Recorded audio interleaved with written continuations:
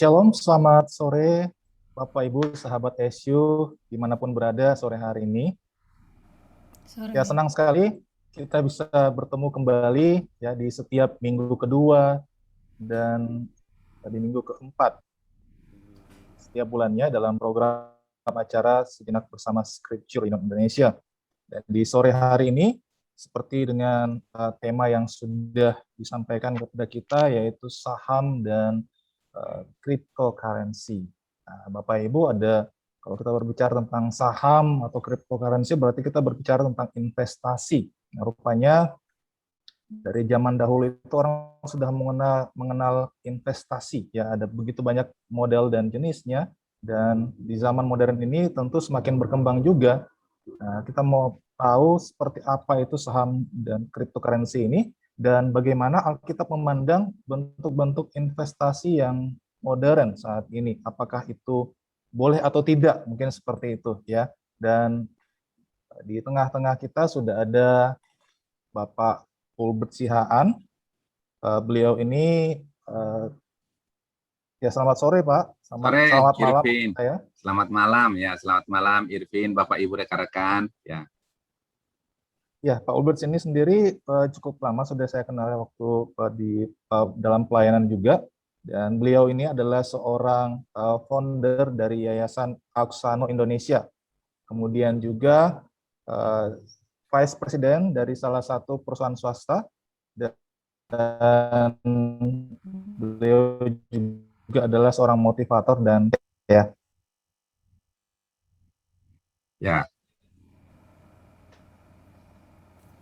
Ya, kita akan berkenalan lebih jauh lagi dengan Pak Ulbris dan sekaligus mendengarkan dari Pak Ulbris untuk memimpin kita di dalam doa. Baik, langsung pimpin doa, Irvin. Ya. Baik.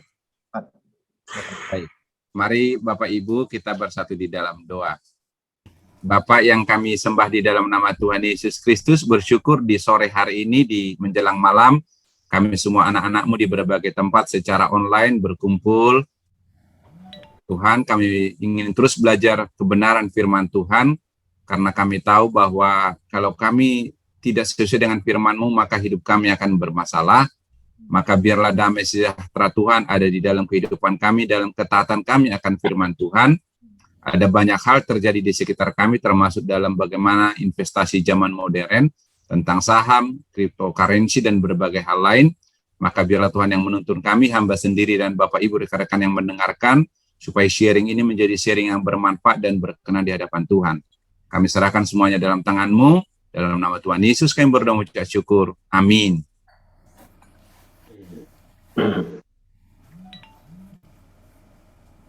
Ya, silakan Pak, untuk mungkin mau lebih lanjut untuk memperkenalkan diri dan sekaligus langsung pada penyampaian materinya. Baik, ya, baik Irvin, izinkan saya share screen ya, sekaligus nanti saya perkenalkan diri. Screen saya mudah-mudahan sudah terlihat dengan jelas. Bapak Ibu, saya Ulbert Sihaan, Sarjana Teologi, saya bekerja sambil melayani. Foto yang ada di screen ini, foto saya tahun lalu sebelum COVID di pelayanan di salah satu pedalaman Parigi Motong. Saya juga sering berbagi pengalaman, sharing kepada murid-murid, guru, orang tua, berbagai tempat lah ya. Nah, hari ini saya sharing di sini, nanti sebentar 7:30 malam juga ada sharing lagi, besok ada 2 kali. Demikianlah Tuhan tolong, di tengah pekerjaan, saya seorang 24 tahun saya di Astra, saya berputar-putar di berbagai perusahaan dan lalu hari ini saya Vice President di sebuah perusahaan logistik. Apa yang nanti saya bagikan itu adalah rekapitulasi dari pengamatan dari berbagai proses saya bekerja. Ya, sebagai info di awal, materi tidak akan kami bagikan ke peserta, tapi Bapak Ibu silakan catat sendiri aktif ya, mau foto juga boleh silakan, tapi materi tidak akan dibagikan berupa PDF atau PowerPoint gitu ya. Nanti ada tanya jawab, silakan boleh di chat nanti atau lewat Irvin sebagai moderator. Kita akan bicara tentang saham dan cryptocurrency, pandangan Alkitab terhadap berbagai bentuk investasi modern gitu. Dari panitia ada kurang lebih 3, kita memahami dulu, sahabat SU ini memahami apa itu saham dan cryptocurrency, Nanti yang kedua kita bicara tentang apakah Alkitab dan etika Kristen. Jadi ada bicara tentang Alkitab dan etika Kristen terhadap saham dan cryptocurrency, lalu nanti menjadi pribadi yang bijak dalam berinvestasi dengan firman Tuhan. Ya. Nah, untuk pendahuluan saya akan bicara tentang bagaimana sebenarnya sejarahnya kita harus melihat bahwa dulu orang-orang pertama kan barter gitu ya. Saya punya ayam, lalu saya nggak mungkin hanya makan ayam, butuh beras. Irvin punya beras, tapi Irvin juga butuh ayam. Lalu saya jual ayam saya 1 ke Irvin, lalu Irvin jual berasnya ke saya 1 kilo gitu, barter gitu. Lalu kemudian meningkat kepada uang. Karena makin kompleks, saya ingin menjual ayam saya ke banyak orang, tapi mungkin ada ayamnya 1/4, ada setengah dan sebagainya. Lalu dibuatlah uang sebagai alat untuk mulai dari pembayaran, lalu ada indikator harga supaya harga ayam di berbagai tempat sama, dan seterusnya ya, investasi. Nah, sekarang itu kita muncul uang digital, cryptocurrency, nanti akan kita bahas secara detail. Nah, sebenarnya jenis investasi modern itu banyak gitu ya, ada beberapa opsi, ada saham, ada obligasi atau sukuk, ada reksadana dan sebagainya. Tapi karena waktu kita 1 jam kurang lebih termasuk tanya jawab, kita hanya bahas fokus di saham dan juga cryptocurrency. Nah, apa sih saham itu gitu ya? Saham ini kan bukti dari kepemilikan suatu perusahaan atau terbatas yang nanti kemudian itu para pemegang saham itu bisa ikut di dalam berbagai hak dan kewajiban lah. Jadi contohnya nih, kalau Irvin punya rumah makan Padang, tadinya Irvin punya sendiri, maka saya beli sahamnya, otomatis ya kalau untungnya saya ikut bagi, tapi kalau rugi juga saya ikut. Saya punya hak suara, itu kurang lebih bahasa sederhananya namanya saham gitu ya. Nah, ada di situ kepemilikan, ada kepengawasan, dan ada hak dan kewajiban. Nah, tapi kemudian ada di pasar sekunder itu, namanya saham itu kan harganya naik turun, ada permintaan penawaran. Waktu rumah makan Padangnya Irvin itu makin laris, maka pemegang sahamnya berebut. Sehingga harga saham dulu saya beli cuma 10 juta, bisa jadi 30 juta. Ya kan? Tapi sebaliknya, kalau orang nggak makan nasi Padang lagi, akhirnya sahamnya itu pada dijual. Yang dulu saya beli 10 juta, sahamnya bisa jadi 5 juta, bahkan saya bisa sampai bangkrut perusahaannya gitu. Nah, permintaan dan penawaran itu dipengaruhi banyak faktor berhubungan dengan saham tersebut ya. Ada faktor makro, ada eksternal, ada politik gitu ya. Misalkan kita beli saham di sebuah negara itu rusuh, maka saham-saham di perusahaan di situ bisa turun gitu. Atau misalkan sekarang perusahaan itu udah nggak ada lagi, misalkan industri sekarang misalkan kabel telepon gitu. Sekarang kan orang udah nggak pakai kabel telepon, ya jualan DVD gitu ya, sahamnya DVD ya turun gitu. Nah, ini ada banyak faktor. Itu dulu sebagai intro apa saham. Nah, kalau cryptocurrency ini sesuatu yang tidak dikeluarkan oleh otoritas, uang yang tidak dikeluarkan. Uang itu kan dikeluarkan oleh otoritas. Di Indonesia ada Bank Indonesia, ada Bank Sentral, ada Federal di Amerika yang mengatur uang gitu ya. Nah, sedangkan mata uang kripto ini adalah mata uang digital yang menggunakan kriptologi sebagai jaminan ya. Nah, dia ini kriptografi sendiri itu metode software lah sebenarnya. Ini kita sistem yang diatur oleh komputer sedemikian rupa di mana ini sangat sulit dimanipulasi. Contohnya gini, kalau saya misalkan gitu ya, kita kan uang rupiah. Saya punya tabungan di Bank BCA, Irvin punya tabungan di Bank BCA. Kalau saya transfer uang, katakanlah uang saya 10 juta, saya transfer ke Irvin 3 juta. Secara fisik uang itu nggak berubah, sama-sama di BCA, cuman BCA pindahin, tadinya uang Ulbri 10 juta jadi 7 juta, uang Irvin tadinya 10 juta jadi 13 juta, berpindah gitu. Nah, kalau pindah lagi ke bank lain sesama di Indonesia, misalkan ke Bank Mandiri, ya tetap di Indonesia uang itu, tetapi secara pencatatan pindah dari BCA ke Bank Mandiri. Nah, sedangkan kripto ini semua tidak diatur otoritas, itu diatur di dalam sistem yang disebut itu blockchain. Jadi ini sebuah sistem yang sedemikian rupa, itu software, tidak ada di seluruh dunia sama. Mata uang misalkan Bitcoin mau dimanapun di dunia ini sama karena dia bersifat global. Nah, kalau saya transfer ke Irvin dengan saya transfer orang di Amerika sama karena nggak ada bank sentral antar negara. Nah, pada dasarnya cryptocurrency ini didesain untuk mata uang. Nah, cara kerjanya itu bersifat digital, tidak akan ada fisiknya, terenkripsi sehingga dia tapi dia itu desentralisasi, tersebar di mana-mana. Kalau di Indonesia kan tersentralisasi, ada Bank Indonesia yang mengatur uang. Ada mereka ada di semua negara punya, ini terdesentralisasi. Nah, fungsinya cryptocurrency sendiri sebenarnya dia bisa dipakai untuk membeli barang atau jasa, tetapi baru bisa di negara tertentu saja. Karena banyak negara tidak mengakui itu sebagai uang, itu hanya sebagai komoditi investasi, termasuk di Indonesia. Lalu ada juga dia untuk mining, menambang. Nanti akan kita lihat apa sih menambang itu gitu ya. Nah, jadi orang bisa main cryptocurrency itu karena dia membeli sesuatu, lalu kemudian dulu si Elon Musk bilang bahwa Bitcoin bisa dipakai untuk beli Tesla, tapi belakangan diralat oleh dia. Tapi ada juga investasi, dia beli waktu harga 100 juta, dia jual waktu harga 200 juta, dia untung 100 juta. Ada juga dia menambang, menyediakan komputer yang bagian dari blockchain, sehingga dia dapat fee dari setiap transaksi. Karena komputernya bekerja, tentu kayak sewa komputer lah, sewa sistem. Ya, hitung-hitung bayar listrik gitu ya. Karena apa? Kalau uang konvensional yang mengatur kan Bank Indonesianya, federalnya, ada bank-bank yang mengatur sehingga uangnya makanya ada uang. Kalau kita transfer kan ada uang transfer, ada uang tabungan. Kalau kita punya rekening di bank, itu bagian dari membiayai bank. Sedangkan di cryptocurrency, maka itu yang menyelenggarakan para orang-orang yang punya pertambangan itu. Nah, mereka dapat fee dari situ.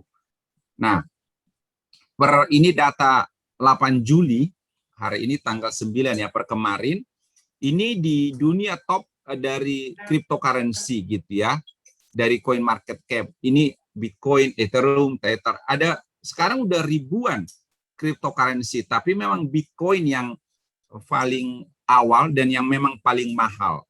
Bitcoin ini dulu diciptakan hanya 21 juta koin di seluruh dunia dan nggak ditambah lagi, sehingga harganya naik terus karena masih orang nyari terus. Ya. Lalu kemudian harganya sekarang udah berapa gitu ya harganya itu. Nah, ini di Indonesia sendiri, dia tidak diakui sebagai uang, tapi diakui sebagai aset komoditi yang boleh diperdagangkan.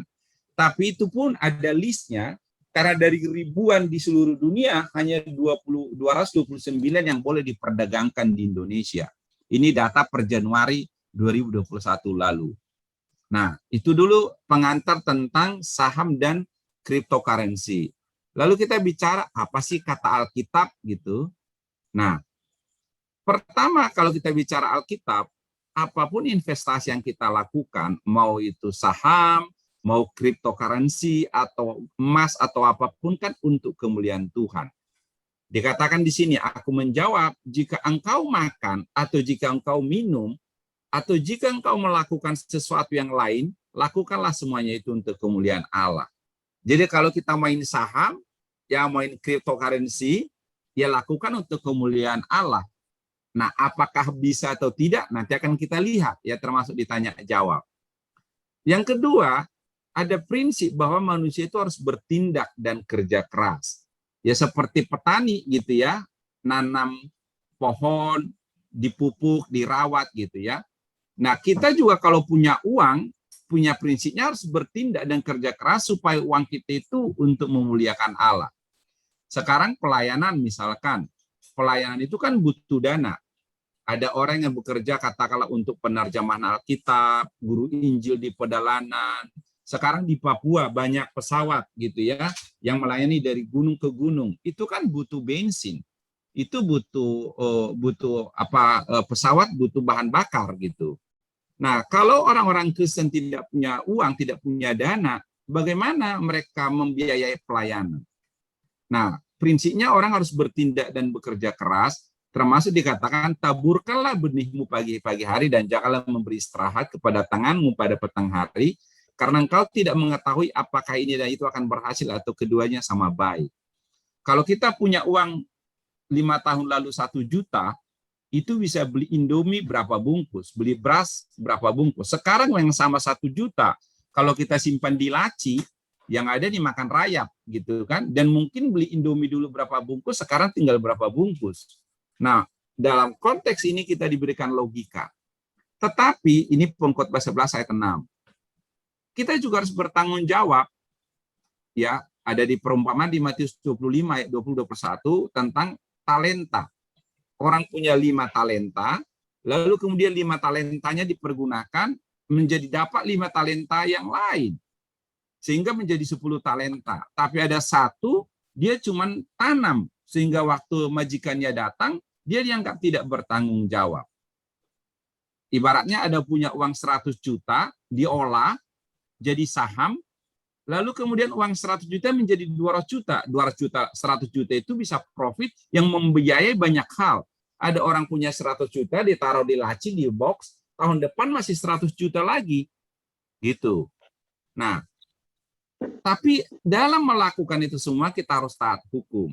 Karena apa? Negara kan ada hukumnya. Kalau nggak ada hukum, kacau dunia ini kan.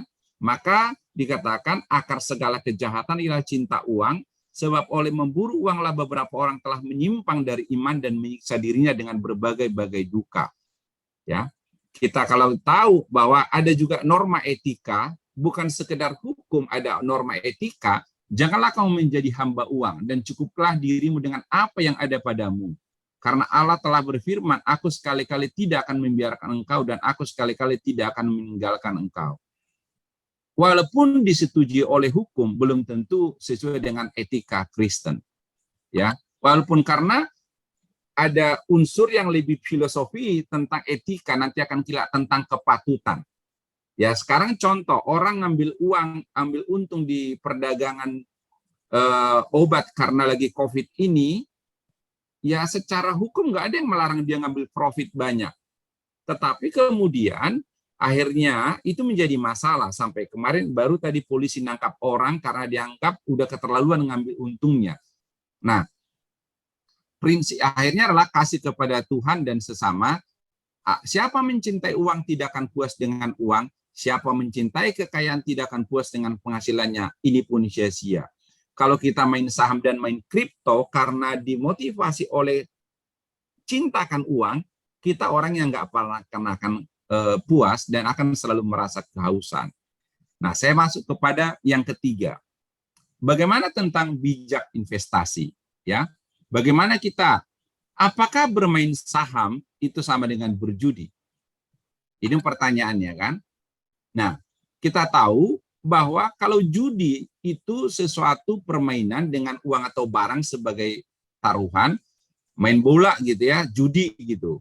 Lalu kemudian berjudi itu mempertaruhkan, nah saham itu bisa judi bisa tidak tergantung cara kita bermain saham. Nanti akan kita lihat ya. Tapi prinsip judi itu ada namanya zero sum game. Kalau ada orang yang menang, berarti ada yang kalah. Ya. Ini yang berbeda dengan saham. Contoh gini, saya punya uang 10 juta, Pak Edward punya uang 10 juta, kami berjudi. Kalau saya kalah, ya uang saya pindah ke Pak Edward. Pak Edward punya uang 20 juta, saya punya uang 0. Itu judi. Kalau saham, apakah demikian? Nah, saham tidak didesain demikian. Saham itu tidak didesain sebagai permainan judi. Ya, dia menghimpun dana untuk emiten bertumbuh. Contoh tadi, Irvin punya tanah kosong. Dia itu andaikan punya uang, dia bisa membuat tanam kentang atau tanam jeruk di Brastagi.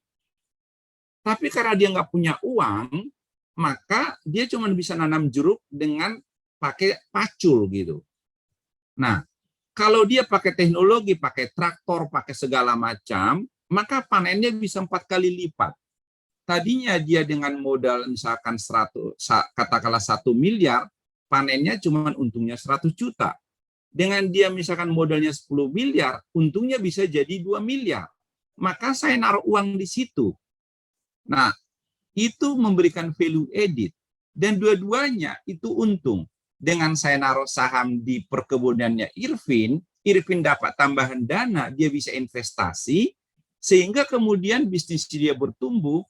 Irvin itu dapat tambahan penghasilan, saya sebagai pemegang saham dapat tambahan dividen, dapat tambahan nilai saham.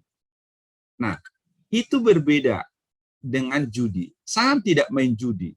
Tetapi apakah ada oknum pemain saham yang bikin judi? Ya. Tinggal pertanyaannya, kalau kita pengikut Kristus main saham, kita menambah pelaku-pelaku yang seperti itu atau tidak? Jadi pada dasarnya saham tidak didesain itu judi. Saham itu adalah satu instrumen untuk yang didesain untuk kebaikan. Nah, bahwa ada pelaku-pelaku jahat di dalamnya, ya. Nah, keuntungan dari memegang saham tadi, kalau kita punya saham gitu ya, ada nanti dividen yang dibagi. Oh, maka pemegang sahamnya dapat dividen, bagi-bagi untung lah gitu. Kalau kita beli sahamnya misalkan Astra International, BCA, pada saat Astra atau BCA kita dapat dividen gitu ya. Lalu ada capital gain. Kita dulu beli sahamnya misalkan harganya cuma Rp1.000, pas kita jual, pas kita butuh uang, itu udah jadi 5.000, berarti kita untung 5 kali lipat. Itu prinsipnya saham. Nah, ada sebuah kisah yang sangat fenomenal di Indonesia namanya Lo Keng Hong. Ini dia itu adalah investor pribadi. Dia disebut Warren Buffett-nya Indonesia. Menurut sebuah catatan, ini dia ada di Wikipedia, tahun 2012 aja dia punya kekayaan itu saham dari saham 2,5 triliun. Dia tidak punya pegawai, dia tidak punya atasan, main saham pribadi aja. Nah, ini salah satu, teman-teman bisa cari di Google banyak sekali kisah tentang dia. Bagaimana dulu dia seorang karyawan, dia manajer di sebuah perusahaan, berhenti di usia 30 tahun. Dia baru ini di usia berapa dia belajar saham, lalu kemudian dia berhenti jadi pemain saham full timer, sangat kaya, tapi kemudian dia udah kerjanya main saham aja gitu. Nah, kekayaannya sampai triliunan. Nah, di ini berita tahun lalu dia ada pegang saham. Nah, orang sampai jadikan dia rujukan lah. Kalau dia beli saham, dia beli. Nah, risiko memiliki saham itu ada. Tidak ada dividennya. Oh, perusahaannya lagi rugi, boro-boro bagi dividennya. Ya. Kemudian capital loss. Kita dulu beli harganya misalkan sahamnya itu satu lembar itu katakanlah 1.000. Pas kita butuh uang, kita beli misalkan itu uang kita tertanam katakanlah itu 100 juta lah contohnya gitu ya. Pas kita butuh uang jual, lagi turun sahamnya padahal kita butuh banget uang. Ya kita jual, kita rugi jadi 60 juta gitu. Hilang uangnya. Nah, tapi yang paling buruk itu kalau sampai bangkrut, perusahaannya bangkrut gitu. Nah, ini ada kadang perusahaan yang didesain oleh si pendirinya, oleh pemiliknya memang untuk dibangkrutkan. Jadi semua itu pencitraan, sahamnya digoreng, begitu nanti udah naik saham kita ikut-ikutan tergiur beli, dijual oleh dia dan kemudian bangkrut. Banyak korban seperti itu. Sampai kemudian saham di delisting dari Bursa Efek udah nggak diperdagangkan lagi, yaitu udah menjadi kertas sampah itu di rumah. Ya, ini berita di Oktober tahun lalu OJK banyak sekali bandit pasar modal dan modus operandinya. Nah, persoalannya banyak anak-anak Tuhan main saham bahkan nggak belajar, cuma dengar katanya orang gitu ya. Ini ada banyak film yang salah satu yang terkenal ini The Wolf of Wall Street itu Leonardo DiCaprio. Saya suka ngikutin beberapa film, caranya sangat canggih dan mereka sangat jahat gitu loh. Ya, berani bermodal lah. Jadi bagi mereka itu melakukan kejahatan dengan modal dan kepintaran yang luar biasa gitu. Nah, sampai Pak Jokowi di Januari tahun lalu pernah itu menyorot tentang goreng saham di Indonesia.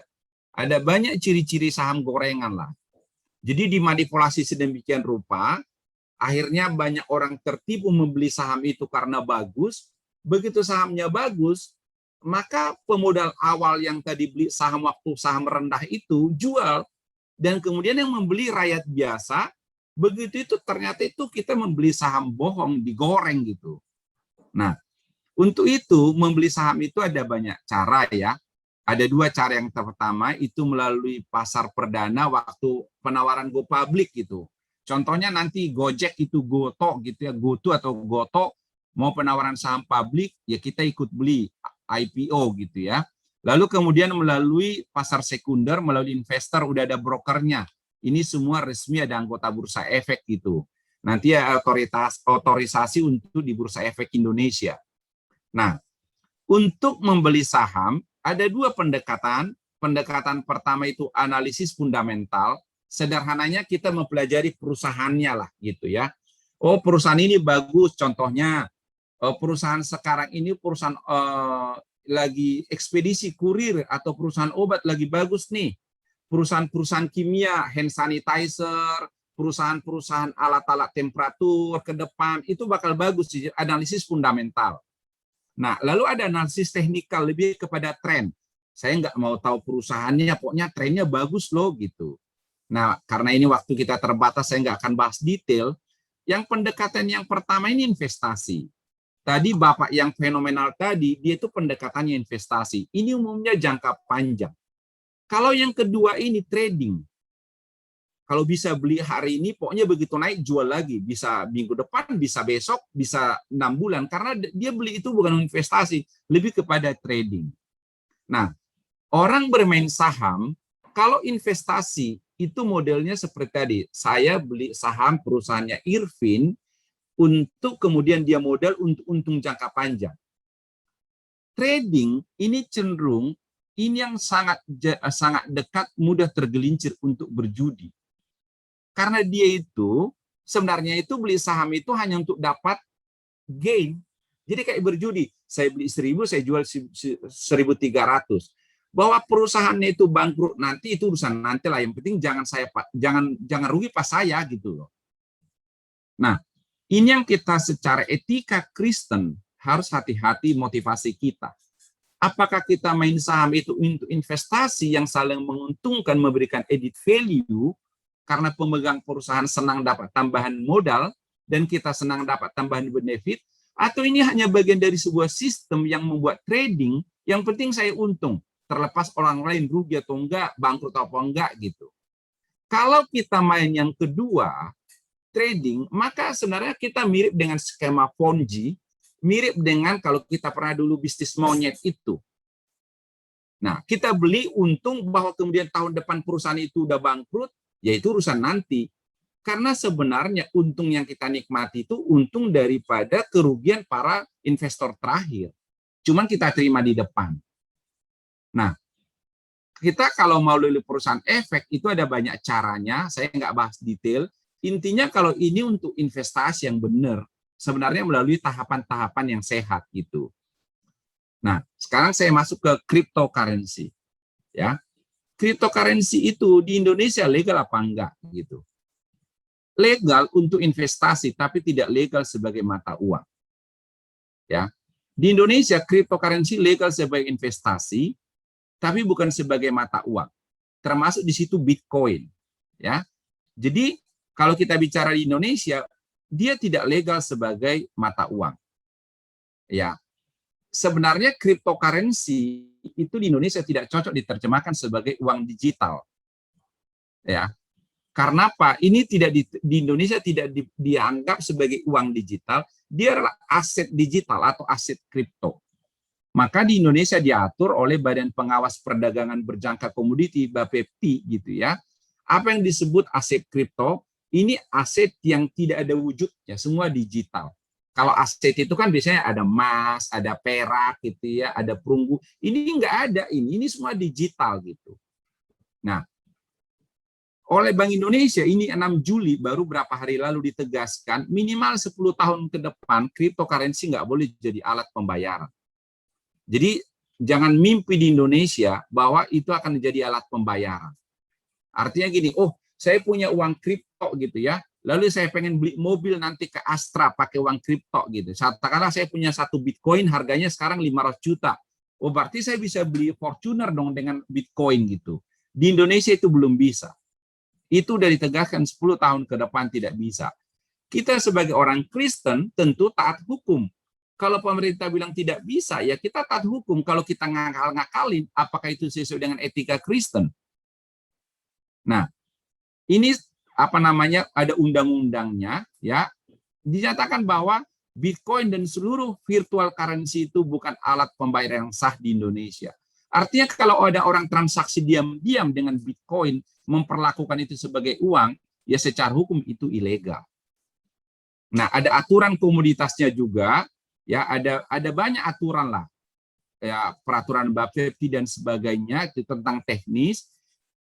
Ini cryptocurrency yang boleh diperdagangkan di Indonesia, ya, per Januari kemarin sekitar 229.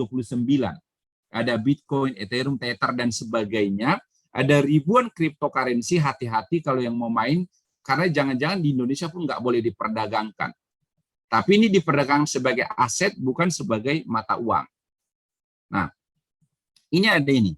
Rugi puluhan juta saat main ini, pria ini ditinggalkan istri katanya.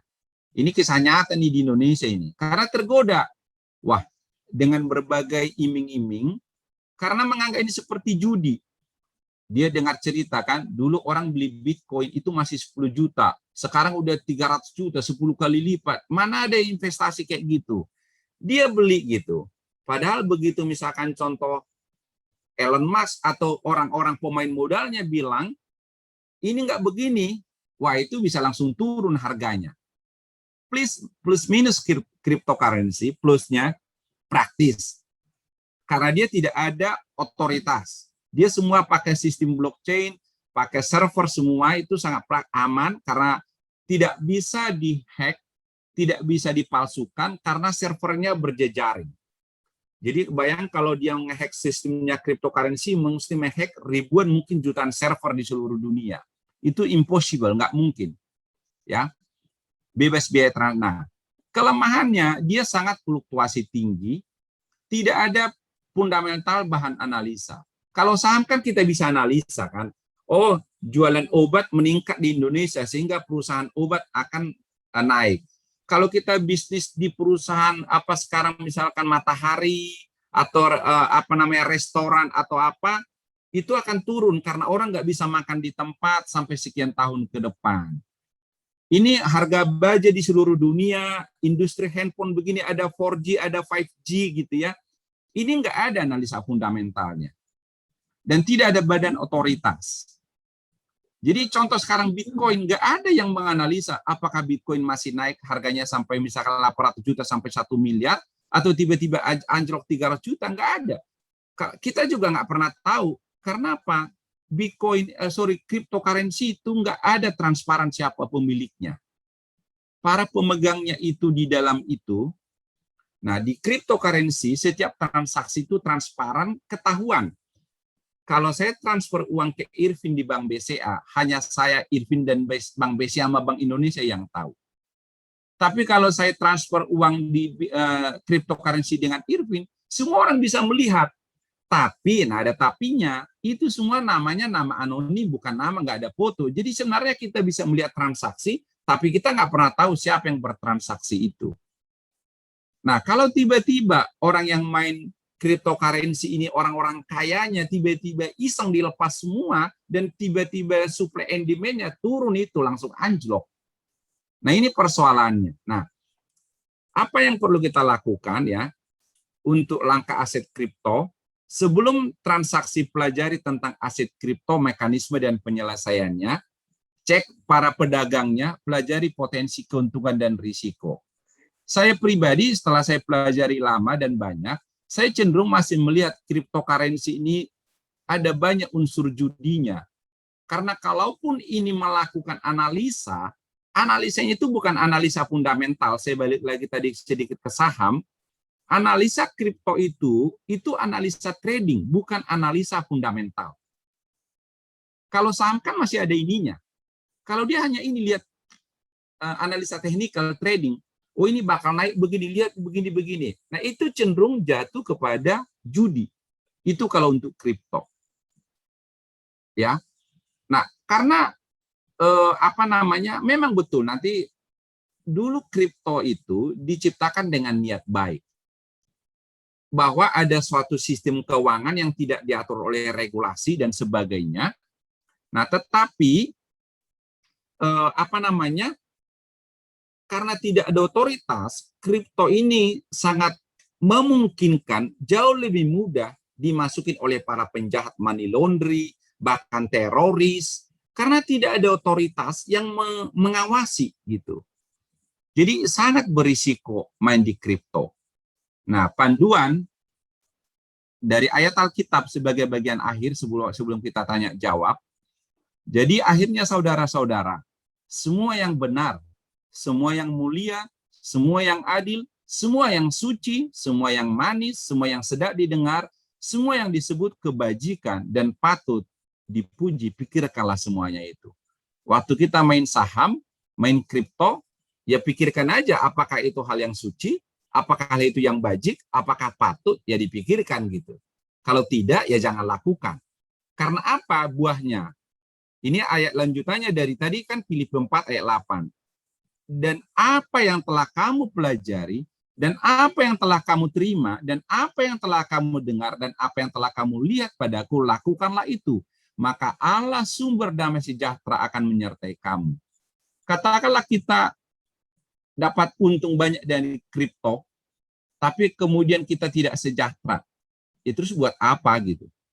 Katakanlah kita main saham lebih kepada kayak main trading judi gitu ya, beli jual gitu. Pas untung kita pas lagi untung kita dapat duit banyak. Pas lagi buntung kalah, ya kan ujungnya kayak main judi. Bukan yang main saham yang fundamental. Nah, jadi balik lagi tadi kurang lebih saya udah kupas dari 3 hal. Kita akan masuk kepada diskusi dan tanya jawab dipandu oleh Irvin. Ini saya, ini handphone saya, ini email saya, ada Facebook, ada Instagram. Silakan Bapak Ibu kalau mau ada nanti personal japri ke saya, ya saya serahkan ke Irvin. Terima kasih. Ya, terima kasih banyak Pak untuk materi yang sudah disampaikan. Tentu sekarang dibuka kesempatan buat kita semuanya untuk memberikan pertanyaan. Bisa nanti lewat kolom chat saya bacakan. Atau bagi Bapak Ibu yang ingin menanyakan langsung, silakan untuk di raise hand dulu, kemudian setelah kami izinkan boleh open mic.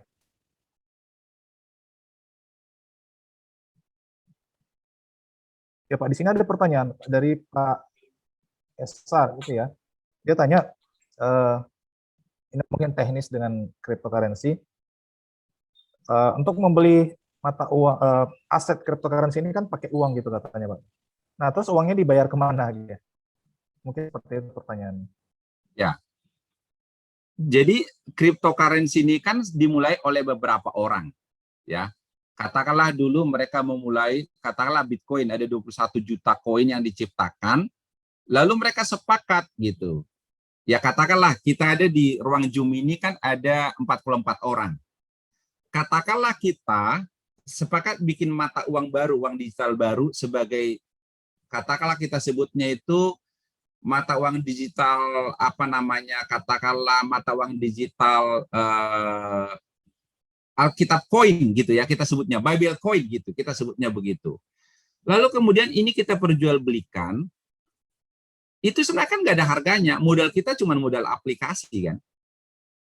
Lalu kemudian kita modal aplikasi bikin, lalu namanya Bible Coin gitu. Lalu kita buatlah ini, kita sebarluaskan, harganya itu katakanlah awalnya satu koin itu 1 juta rupiah atau $10 gitulah, $100 berarti 1.500.000. Ternyata begitu dipromosikan kan ada supply and demand kan. Nah kita tadi katakanlah ada 40 orang, Irvin punya dapat 1.000 koin, saya dapat 1.000 gitulah ya. Lalu kemudian kita jual ini dengan harga tadi $1.000. Kemudian dipublikasikan ke seluruh dunia, ada orang tertarik beli. Lalu Irvin jual uangnya 2 koin. Ya uangnya masuk ke Irvin gitu. Nah, ada melalui instrumen-instrumen kayak brokernya lewat aplikasinya gitu ya. itu nanti uangnya ditransferkan, Irfin mesti registrasi dulu segala macam gitu ya. Nanti teman-teman lihatlah di YouTube bagaimana cara mainnya gitu banyak.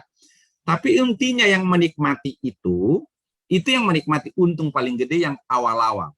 Makanya ada yang bilang orang-orang dulu yang mendirikan Bitcoin itu dulu dia menahan dari 21 juta koin, katanya 1 juta untuk mereka. Itu udah kaya sekali sekarang gitu. Nah, itulah makanya orang berlomba-lomba bikin cryptocurrency yang baru. Yang entah laku atau tidak itu hal lain gitu ya. Udah ada ribuan gitu. Nah, itu kurang lebih Irfin. Jadi uangnya itu ya kepada orang-orang pendiri awal. Nah, kemudian masuk pemain baru. Bisa jadi pemain baru itu yang menikmati, habis itu dia beli dulu, dia jual lagi gitu. Gitu Irfin ya. Semoga menjawab kepada pertanyaannya.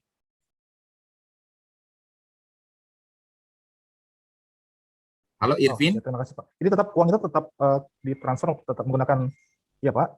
Suara saya apa Iya, kedengaran? karena itu kan komoditi. Oh, iya. Jadi kayak kita gini, kalau sekarang Irfin beli logam mulia, kan komoditi kan belinya pakai rupiah. Gitu. Kita komoditi emas kan komoditi berjangka, kan ada komoditi berjangka itu kan ada emas, ada macam-macam. Kan kita belinya pakai rupiah gitu loh. Gitu. Ya, terima kasih Pak. Ada satu pertanyaan dari Pak Anto Mikael. Nah, apakah mencari penghasilan utama untuk penghidupan kita dengan bermain saham? Apakah itu sesuai dengan Alkitab? Atau mungkin saya tambahkan, mungkin dahulu kita kalau mencari uang itu kan kita kenal bahwa kita harus banting tulang kerja keras gitu Pak ya. Kemudian dengan adanya saham, adanya cryptocurrency, sebenarnya tidak perlu banting tulang dan keluar keringat lagi. Apakah yang seperti itu sesuai dengan Alkitab kalau menjadi pencarian yang utama?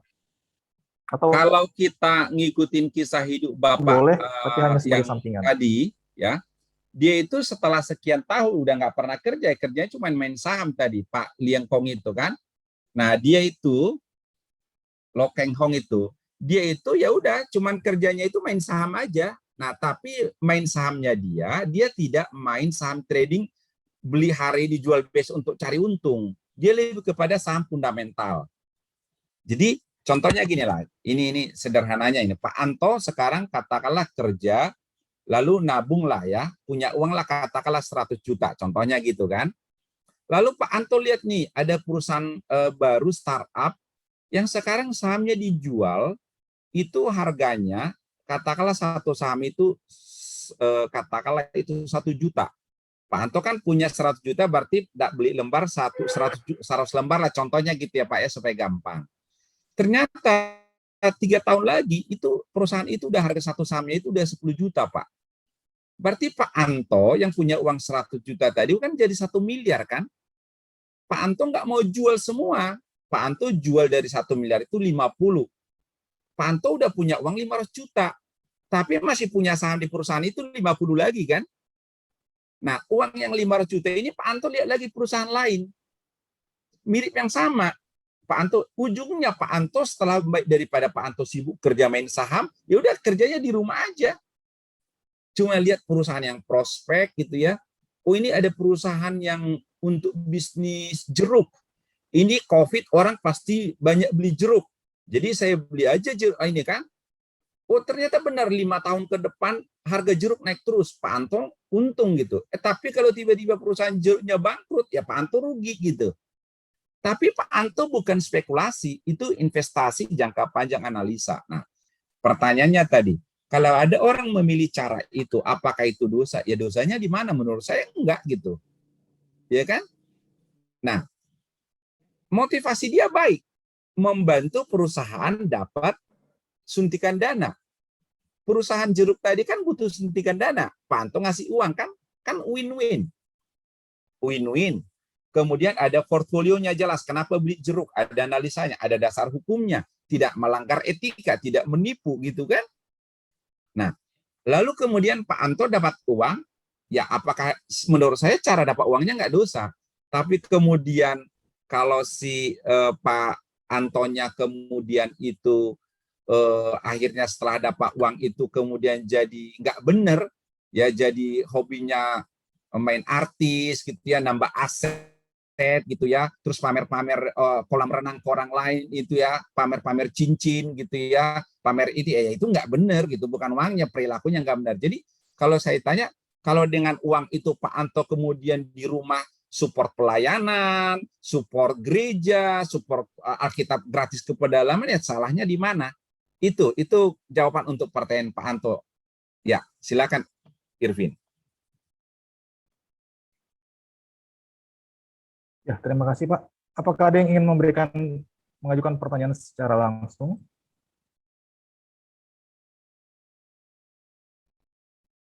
Di chat sebenarnya masih banyak pertanyaan juga yang lain. Iya, Pak, betul Pak. di tanggapan Pak.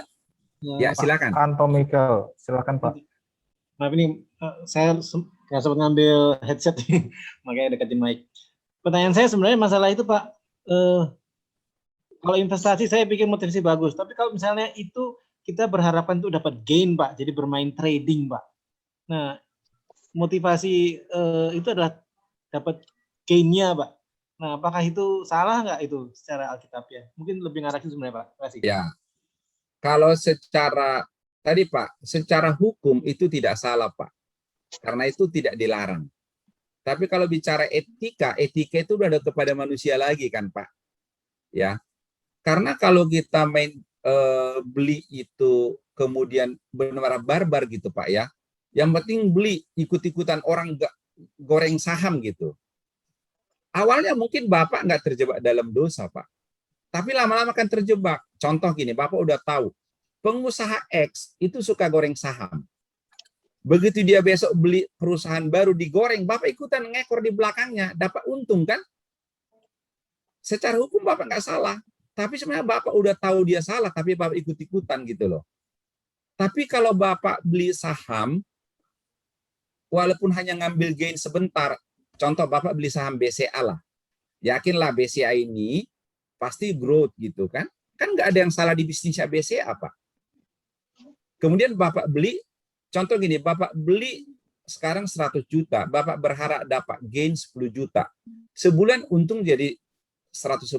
Kebetulan BCA ini lagi mau merger dengan bank X gitu contohnya Pak.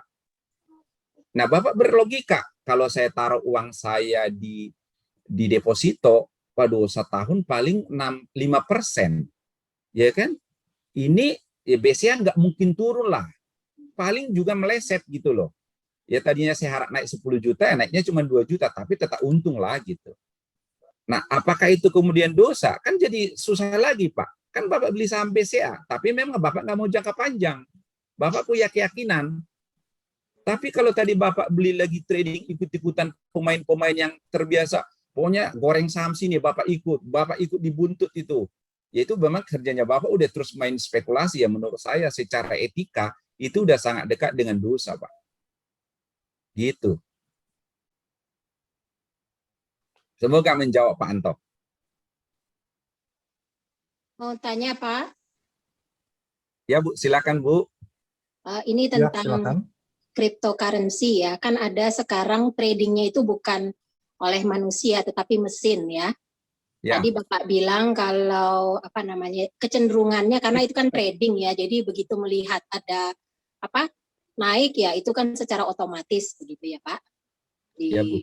Di trading kan begitu. Nah, bagaimana dengan itu Pak? Dihubungkan dengan itu ya dasar firman Tuhan. Dan tadi kalaupun misalnya kan dibilang misalnya hasilnya sebagian akan disumbangkan ke pelayanan atau pekerjaan Tuhan. Apakah itu jadi seperti dalam tanda kutip melegalkan gitu permainan cryptocurrency ini Pak? Itu aja Pak. Ya. Kalau saya Bu, kalau cryptocurrency, kalau saya pribadi gitu ya, saya cenderung tidak setuju. Dan tadi ada pertanyaan, apakah Paul bermain kripto? Saya enggak. Karena bagi saya itu, mungkin dulu niatnya, itu kan membuat suatu sistem keuangan baru berbentuk digital yang tidak diatur oleh otoritas. Lebih mudah lah. Tetapi itu suatu mimpi yang mustahil. Karena bagaimana mengatur keuangan tanpa otoritas? Sementara dunia ini penuh dengan orang jahat. Jadi kemungkinan sistem itu akan dimaini oleh orang-orang jahat. Bahwa sekarang cryptocurrency itu banyak booming Karena orang masih tertarik, uangnya ngumpul ke sana kan. Sehingga selalu antara supply and demand, antara yang masuk dengan yang membutuhkan masih nggak sebanding, harganya naik gitu kan. Nah, kalau kemudian ada orang-orang Kristen yang menikmati keuntungan dari cryptocurrency, lalu kemudian dia menyumbang itu untuk pelayanan, ya saya tidak dalam posisi bisa menghakimi dia, biarlah dia Tuhan yang berperkara dengan dia dan dia yang berperkara dengan Tuhan. Karena saya bilang dia dosa, mungkin dia juga tidak tahu, Bu. Kan bisa jadi dia cryptocurrency dengan kepolosan dia, Bu. Dalam keluguan dia, dia dapat untung, lalu dia bantu pelayanan. Tapi kalau yang kita sudah mengerti cara mainnya, cara filosofinya, saya melihat cryptocurrency ini cenderung kepada bisnis komoditi yang sangat abstrak dan sangat spekulatif sebenarnya gitu. Itu kalau saya pribadi mempelajari ya Bu ya. Nah, tapi kalau tadi tanya Ibu tadi dia memperkara untuk pelayanan, ya Tuhan memberkati uang itu dan Tuhan yang berperkara sama dia. Kalaupun itu uang itu perlu dikuduskan Tuhan, Tuhan punya mekanisme menguduskan itu kepada yang bersangkutan. Saya percaya itu. Gitu, Bu. Terima kasih. Saya mau bertanya, Pak. Ya, silakan, Bu. Pak, baik sekali Pak punya materi di malam hari ini. Dan dalam kenyataan pelayanan, banyak sekali warga jemaat yang ditipu karena Bitcoin ini, ya.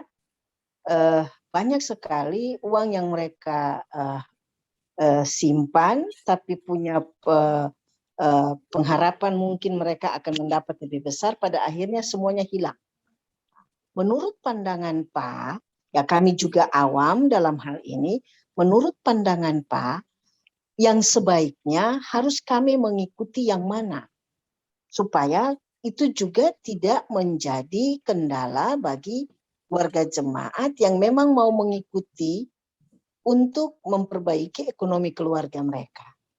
Itu mungkin saja kami punya pertanyaan. Sebab memang dengan adanya kecanggihan ini juga mereka berbondong-bondong untuk mau mendapatkan yang lebih besar. Tetapi akhirnya juga karena mereka memilih salah dan akhirnya mereka juga dikorbankan. Jadi menurut Pak yang memang punya pengetahuan yang sungguh luar biasa, mungkin menurut Pak yang sebaiknya bagi kami orang Kristen yang bagaimana supaya kami tidak salah di dalam memilih semuanya ini. Terima kasih Pak. Baik Ibu, ya saya jawab langsung ya. Bu, ya. Kalau dari analisa saya dan cerita Ibu, saya sih mendorong warga jemaat Ibu atau teman-teman itu jangan main kripto. Main saham saja, tapi saham yang bersifat fundamental, jangan lebih kepada trading. Ya, memang dia nggak bisa dapat untung besar dalam waktu dekat. Itu harus sabar dan butuh long term. Ya, kalau orang mau cepat kaya, itu cenderung judi, Bu. Itu spekulasi. Ya, teori gravitasi, kalau benda yang cepat naik ya cepat jatuh kan gitu, Bu. Ya, tadi ada di chat itu teman saya Pak Gersom bilang, orang yang ingin cepat kaya akan cepat juga hilang itu duitnya kan gitu. Nah, lalu kemudian saya share sedikit ada screen di secara umum terlepas dari orang Kristen gitu ya. Itu OJK, Otoritas Jasa Keuangan sudah peringatkan berkali-kali risiko kripto. Ini 10 Mei. Jadi memang di tengah beberapa orang yang untung karena kripto, jauh lebih banyak yang buntung. Kripto ini kan sebenarnya lebih kepada tadi, karena dia nggak ada komoditinya, ini itu untungnya kita itu adalah kerugian orang lain. Itu seperti ini, saya mungkin cerita dulu skema Ponzi ya. Skema Ponzi itu gini, dulu orang katakanlah beli daun apa Bu? Dulu daun gelombang cinta. Ya. Daun gelombang cinta itu harganya tiba-tiba jadi puluhan juta atau batu akik gitu. Lalu orang berlomba-lomba menjual batu akik, harganya mahal, gelombang cinta mahal. Ada orang yang untung 100 juta, untung 1 miliar gitu ya. Total keuntungan itu kalau digabung 1 triliun. Sebenarnya 1 triliun itu adalah uangnya siapa? Uangnya orang terakhir yang main yang rugi. Cuman ada yang rugi 2 juta, ada yang rugi 3 juta. Karena terakhir mereka pada beli gelombang cinta, beli batu akik, nggak laku lagi dijual. Di total kerugian mereka itu di seluruh dunia 1 triliun. Untung yang kita nikmati itu adalah uang penderitaan orang lain. Itu namanya zero sum game, itu judi. Ya. Nah, beda tadi kalau dengan jeruk. Irvin punya tanah, dia bikin jeruk. Saya sumbang investasi di situ. Irvin tambah kaya, saya tambah kaya. Dengan itu nggak ada yang jadi miskin. Kan nggak ada yang jadi miskin gara-gara Irvin punya kebun jeruk, kan? Itu filosofi mendasar yang kita harus pahami. Segala bisnis, skema ponzi, dan segala macam, itu harus. Nah, bicara tadi, banyak warga jemaat boro-boro bicara analisa fundamental, Bu, analisa bisnis. Mereka nggak tahu laporan keuangan, pokoknya ikut-ikutan aja. Oh, si Anu sahamnya bagus loh, si Anu untung, apalagi pakai WA Group ikut-ikutan. Begitu buntung, ya maaf ya, gitu. Paling gitu-gitu doang. Lu sih gara-gara lu, gitu. Gitu. Ya. Pak, Semoga menjawab. Malam, Ibu. Pak. Ya. saya mau Malam, Pak. Malam, Ya, silakan. silakan Pak, mungkin terakhir ya. Pak Ulrich, apa kabar Ya, Pak Pak? Levi. Nah, Ya, Pak. Mari Pak Levi, ya, gimana? saya setuju sekali dengan apa yang dikatakan Pak Ulrich. Mungkin saya sifatnya bukan bertanya, tapi lebih menekankan bahwa kalau kebanyakan seperti orang itu, kalau bermain lagi menang, untung dia akan bercuap-cuap. Jadi di sekeliling kita seolah-olah orang untung banyak. Tapi kalau yang kalah kebanyakan diam. Jadi kenapa kita merasa orang kok kayaknya mainnya menguntungkan semua. Ya wajar lah Pak ya, kalau untung menjadi seperti ahli, tapi kalau kalah dia malu. Jadi itulah. Terima kasih Pak Ulrich. Ya, Pak, makasih saya banyak mau Pak bertanya, Levi. Pak. Masih bisa? Ya, terima kasih Pak. Oh, ya, makasih. Terakhir Silakan, Pak ya, boleh? Irvin Silakan, boleh deh. silakan, Satu Pak. pertanyaan terakhir ya. Satu pertanyaan terakhir. Oke, Pak, saya mau bertanya. Tentu kalau dalam kita berinvestasi saham itu kan kita juga harus tadi seperti Bapak sudah katakan harus memiliki analisis terhadap perusahaan itu kan. Ada analisis fundamental dan teknikal. Nah, tentu kalau kita mau membeli sebuah saham kan nggak mungkin kita membeli sebuah saham di sedang harganya tinggi-tingginya nih Pak. Pasti kan kita juga harus tahu keadaan pasar juga. Nah, ketika saya tahu bahwa pasar ini saham ini lagi di bawah. Nah, kemudian saya membeli saham ini nih. Saya belilah beberapa lot. Nah, saya tahu bahwa saham ini tuh emang saham yang perusahaan besar. Nah, saya nggak tahu bukan saham gorengan gitu. Nah, kemudian setelah beberapa waktu kenaikannya itu mungkin setelah beberapa minggu kenaikannya menjadi 25%, 30%. Nah,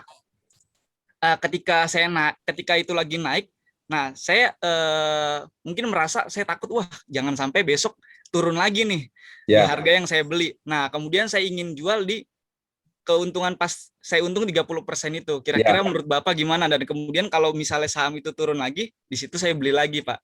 Ya. Oke, kalau dengar cerita Bapak tadi kan secara analoginya kan niatnya kita kan membeli pakai pendekatan fundamental kan. Tapi ada situasi akhirnya kita beli dalam turun, kita jual pas naik dan dapat untung. Saya khawatirnya gini, kalau kita terlalu sering begitu, lama-lama kita akhirnya otaknya ke situ terus. Tadinya itu kebetulan, lama-lama kita nyari yang begitu gitu. Kita udah nggak terbiasa main fundamental investasi jangka panjang gitu loh. Gitu. Jadi kalau ditanya tadi, menurut saya sih sah-sah saja karena gini, pada saat saham itu turun kita nggak beli dan semua orang nggak mau beli, kan justru perusahaan itu makin hancur. Jadi pada saat kita ikut beli saham, sebenarnya kita juga sedang menolong perusahaan itu nggak hancur, gitu kan? Apalagi perusahaan itu sebenarnya bagus gitu. Contoh misalkan, katakanlah tadi PT ABCD sebenarnya bagus, tapi karena sesuatu hal sahamnya turun, kita beli, kita ikut sedang menyelamatkan perusahaan itu. Dan benar, karena memang perusahaan itu lagi bagus, nggak lama dia naik lagi. Nggak sampai sebulan kita jual, kita dapat untung 30%. Kan nggak ada yang salah juga gitu. Nah, tetapi kalau kita terlalu menikmati begitu-begitu main short term, saya khawatir nggak sadar otak kita terprogram untuk nyari untung jangka pendek dan cari yang begitu-begitu. Tadinya kebetulan ini malah nyari gitu.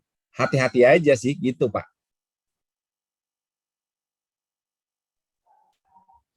Ya, baik Pak.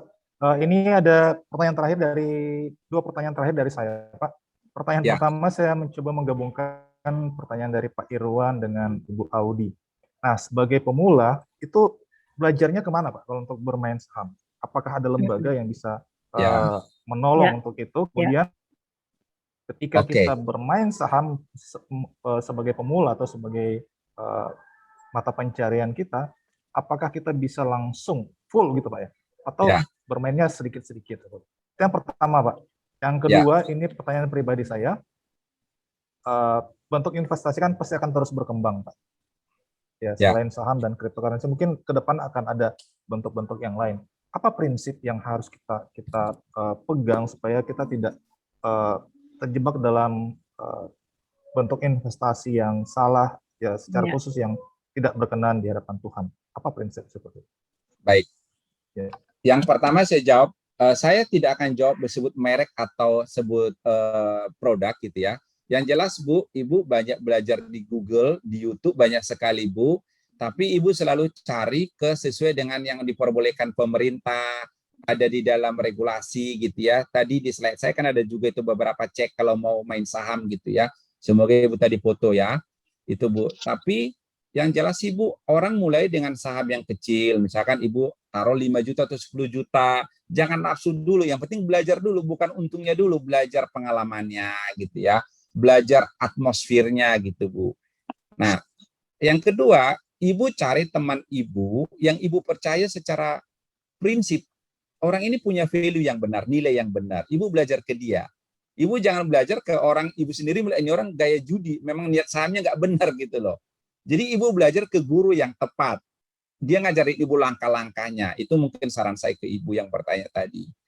Nah, untuk Irvin sendiri apa tipsnya? Ya, kita perkuat firman Tuhan, banyak berdoa dan baca Alkitab. Ya, itu sangat penting sekali. Tetapi kita Tuhan berikan akal budi, pakai akal budi kita, rajin membaca, ya, banyak membaca, banyak bertanya, banyak eksplor, mainkan dua itu. Karena apa yang kita tahu sekarang perubahan sangat radikal. Mungkin cara berbisnis cryptocurrency sekarang tahun depan udah nggak valid, udah nggak relevan. Bisa jadi karena suatu kondisi pemerintah juga akhirnya mengizinkan, kita nggak tahu. Di Jepang katanya udah diizinkan cryptocurrency untuk alat transaksi. Tapi bisa jadi Cina melarang keras. Dunia sangat dinamis, jadi tadi perkuat firman Tuhan, banyak doa, banyak baca Alkitab, tapi juga selalu update knowledge tentang apa yang terjadi. Itu tips terakhir dari saya, Irvin. Semoga bermanfaat. Ya, terima kasih Pak Ulbricht untuk jawabannya. Dan mohon maaf kepada Bapak Ibu sahabat SU, tidak semua pertanyaan bisa kami ajukan karena keterbatasan waktu. Semoga yang sudah tadi dibacakan pertanyaannya bisa benar-benar paham ya tentang saham dan cryptocurrency ini dengan prinsip firman Tuhan. Sebelum kita menutupnya, silakan Pak Ulbricht untuk konklusi dan sekaligus mendoakan kita semua. Baik, ya konklusi Bapak Ibu, Tuhan memberikan kita hikmat, Tuhan memberikan kita Roh Kudus, maka biarlah hidup kita terus berkenan di hadapan Tuhan di tengah situasi yang sulit ini. Jangan takut untuk kaya dan diberkati, tetapi pergunakanlah kekayaan dan berkat itu untuk memuliakan Tuhan. Tapi kemudian jangan hanya untuk kaya kita kemudian sampai melawan dan melanggar firman Tuhan. Mari kita bersatu di dalam doa. Bapak yang kami sembah dalam nama Tuhan Yesus Kristus, terima kasih untuk sore malam hari ini Tuhan yang menolong kami, jaringan, internet, laptop, handphone yang kami pakai, sehingga kami bisa sharing firman Tuhan, berbagi pengalaman dan pengetahuan, biarlah apa yang dibagikan bisa menjadi pemahaman, inspirasi kepada Bapak Ibu, saudara yang mendengarkan. Bahkan bukan hanya untuk kami, bisa juga kami sharingkan kepada saudara kami, teman kami, anak-anak kami, sahabat kami, supaya semua kami bisa bijak di dalam investasi di zaman modern, khususnya di dalam saham ataupun cryptocurrency.